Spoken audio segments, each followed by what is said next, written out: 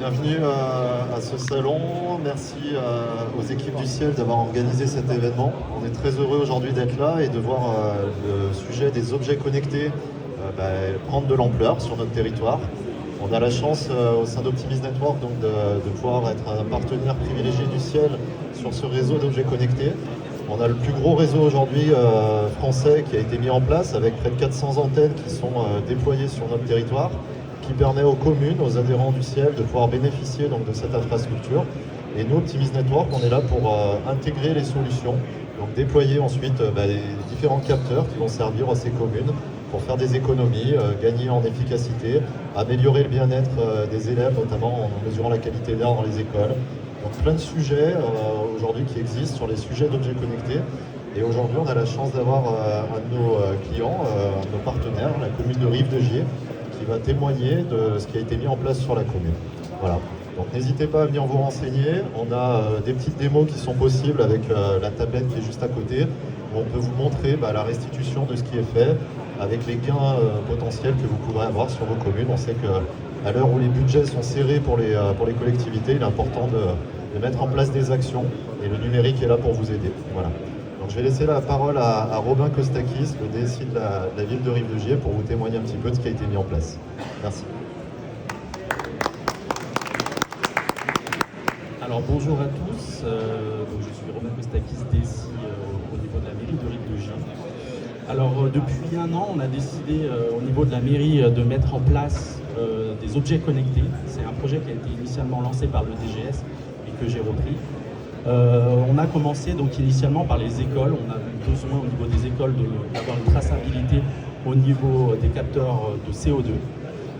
Une fois que ces capteurs en fait ont été mis en place, on y prend vite goût et on prend une dépendance, mais une dépendance très positive. C'est-à-dire qu'on se dit que la prochaine étape, à travers ces capteurs, on peut aussi voir le niveau de température. Aujourd'hui, et ça a été déjà dit, les coûts au niveau des collectivités sont revus à la baisse, et c'est aussi à nous, en tant qu'agents, de trouver des solutions. Donc, une des premières solutions, c'est de savoir, à certains moments, à certains endroits, il y a de la perte énergétique, et donc qui a un impact aussi sur l'écologie. Et donc on s'est dit qu'on devait mettre quelque chose en place, et donc on est passé sur une deuxième solution en complément, qui sont des têtes thermostatiques qui viennent se mettre directement sur les radiateurs. Ça nous permet de faire un scénario, un planning, qu'on peut mettre de manière mensuelle, si je ne dis pas de bêtises, annuelle, et qui est amené à évoluer en plus avec la plateforme d'Optimise. Ça, c'est sur le point des écoles. Maintenant, aujourd'hui, l'IoT, on peut en mettre de partout parce qu'un capteur, finalement, répond à un problème. On a vécu l'année précédente une crue sur Rive-de-Gier, et en collaboration et en test grâce au ROC et à Optimise, on est en train de mettre en test des capteurs sur les affluents. Aujourd'hui, le Gier, quand il déborde, c'est dû aux affluents. Et pour prévenir cette crue, on a décidé donc de mettre des capteurs qui vont regarder la hauteur et qui, à travers des calculs que je ne saurais dire, vont pouvoir également aussi nous donner le débit. Et donc, ils vont pouvoir prévenir en amont la crue. Suite à ça et ces discussions, on se rend compte également aussi que parfois, les données qui peuvent être données par Météo France ne sont pas locales, mais plutôt au niveau du département.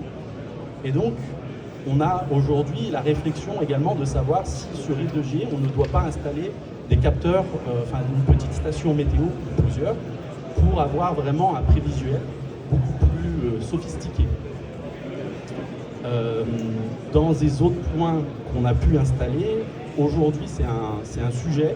Il y a des endroits dans la commune qui ne sont pas alimentés par le réseau informatique de la ville, et qui peuvent se retrouver, ça peut être une zone qui se retrouve dans le noir, on va dire, et qui a un travailleur. Il faut faire attention à ces travailleurs-là. Donc Optimise nous a proposé de mettre en place des capteurs incendie, donc qui utilisent le LoRaWAN avec le ROC 42, qui nous permettent du coup, en cas de déclenchement, d'avoir un push d'email ou de SMS qui va nous indiquer qu'il y a eu un incendie à cet endroit-là. Et ce qui est très intéressant parce que des moments où on ne va pas installer une centrale qui coûte très cher, on peut utiliser ces nouveaux moyens et ces nouvelles technologies. Et pour la dernière chose, on a également, au niveau des écoles, aujourd'hui toutes les écoles ont des PPMS. On est équipé sur Rive-de-Gier, mais d'une manière éthique, il est mieux.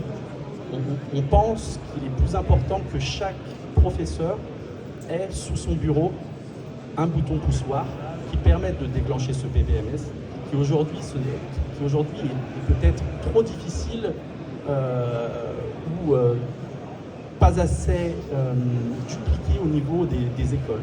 Donc c'est quelque chose qu'on travaille en collaboration avec Optimisme pour mettre en place, et c'est le début d'une installation et de rendre Rive-de-Gier Smart City pour le coup, de rendre la ville connectée et qui nous permettent d'avoir un vrai visuel. Maintenant, au niveau des décideurs, c'est très important.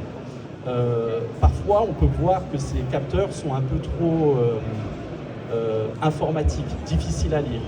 Et donc, depuis peu, nous sommes passés sur la plateforme de Synox, qui est un partenaire d'Optimisme, et qui a une vue pour les décideurs.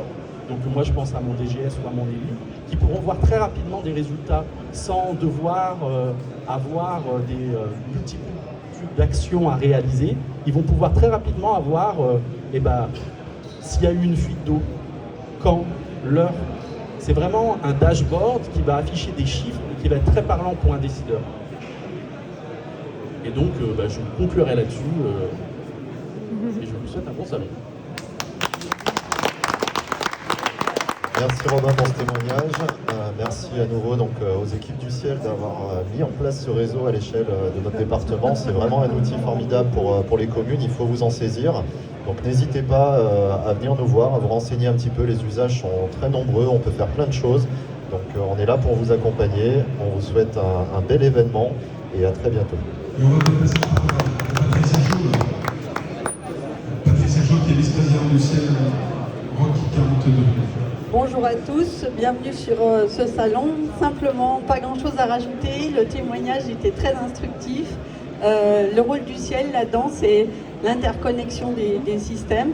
Et vraiment, on compte sur tous nos partenaires qui sont là dans leur stand pour exploiter le réseau.